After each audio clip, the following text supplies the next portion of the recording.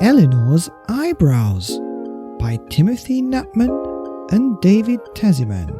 Once upon a time, Eleanor knew exactly what all the different bits of her face were for.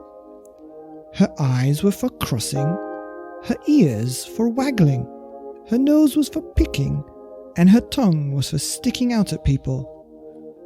"But what on earth is the point of eyebrows?" said Eleanor one day. "They're just two silly, scruffy, hairy little bits of fluff." Now, Eleanor's eyebrows wouldn't stay where they weren't wanted, so that night, while Eleanor slept, they slid off her face and ventured out into the big wide world to find someone who would love them for what they were. "Are you long, thin, and hairy? Want to be more than just a silly, scruffy, hairy little bit of fluff? We can make you beautiful. Come to the butterfly house at the zoo." And that's when they saw a notice. So the eyebrows made straight for the zoo, and in no time they were tucked up in a butterfly house. It was full of caterpillars who were fluffy and hairy too. But the eyebrows didn't like the taste of leaves, and no matter how hard they worked at it, they just couldn't make a cocoon. So the eyebrows went looking for another home. They tried being a twirling moustache for a marvelous magician, but his tricks involved explosions. It was far too dangerous. So they tried being woolly hand warmers for beautiful lady beetles who didn't want to catch a cold, and false legs for a very large ant who liked pretending to be a spider.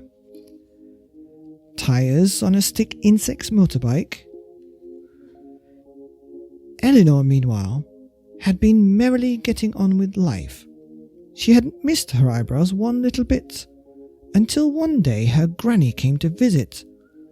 The old lady took one look at the empty space above Eleanor's eyes, and screamed and ran a mile. "Is that all it is?" said Eleanor, looking in the mirror.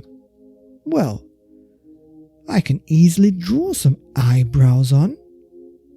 But Eleanor wasn't very good at drawing, no matter how many times she tried. So, instead, she combed her hair forward, but it just got in her eyes and made her bump into things. Then she tried balancing her pet mice on her face, but they just bit her and fell off.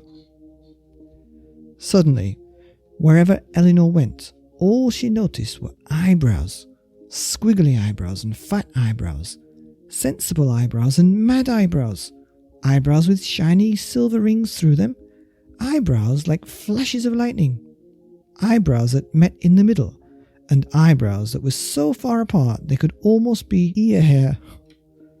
She had never realized how wild and wonderful eyebrows were, and how much she missed her own.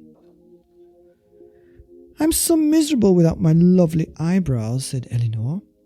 "I wish I could get them back. But how?"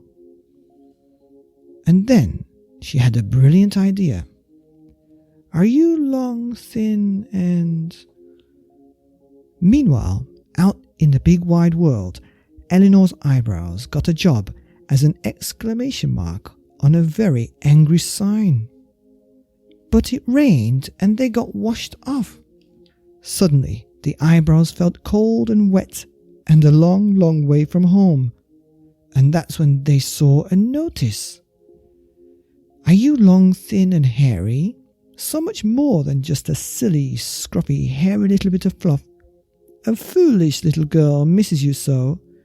Please come back to Eleanor's house. You're beautiful." When Eleanor woke up the next morning, the space above her eyes felt itchy. "What's gone wrong now?" she wondered sadly. So she looked at her face in the mirror, and there, right above her eyes, were her eyebrows. And now Eleanor knew exactly what they were for. Making her happy. The end of Eleanor's Eyebrows by Timothy Knapman and David Tazzyman. Here on the Lights Out podcast, bedtime stories for boys and girls with eyebrows around the world.